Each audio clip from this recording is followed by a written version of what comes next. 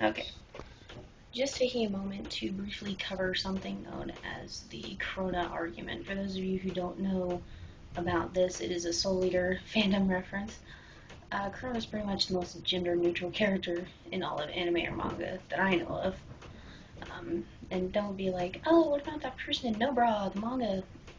It's very clearly stated that that is a boy who got a sex change to get another boy to like him. But anyway, the Crona argument is basically because the author never clearly states Crona's gender. Like in the manga, he's constantly has a heavily set focus on Crona being a girl. And in the anime, more focus on Crona being a boy. I only read the first few chapters of the manga before watching the entire anime series.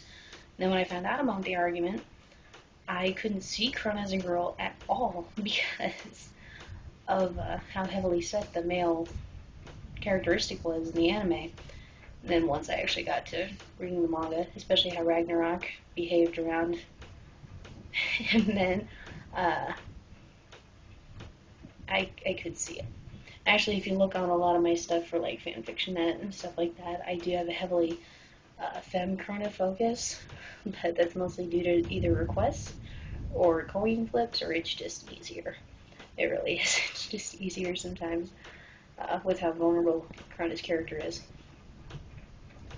But I would like to take a moment to just briefly state that even though I could go on for hours and hours with all sorts of hints and references to is Crona a boy, is Crona a girl, I really don't care. We could go on forever saying she's this, he's that, and or make him a hermaphrodite because some people find that necessary. To each his own. Nice, I'm talking about Crona, and it's raining and thundering outside. That's great. I didn't plan that. You know what? I can see the fun out of being so in tune with something that you want to have an argument about it, actually have debates and conventions maybe. But if you're a true fan, that you don't need to pick at the character too much. You just appreciate the character in general. You know? I mean, whether Crona is a boy or a girl, we can admit a few things. First of all, Crona's badass, right? Crona's badass. um, Nearly beats Kid before the fight is broken up, and Kid's the son of the Grim Reaper. So what's that tell you? Got her, got her ass kicked by Stein though. That was great. Um, anyway, we can also admit that Crona's character deserves sympathy. Definitely deserves sympathy. Whether you're a Medusa fan or not, we can admit that she is a psycho bitch that should not have treated Crona the way she did. I mean, even if you don't like Crona's character, we can at least admit that much. So, 2 points that I think we can all agree on. That being said, do we really need to make a big deal about Crona's gender at all? Just even if Crona's gender was clearly defined, I would like to make this point very clear. People would change it.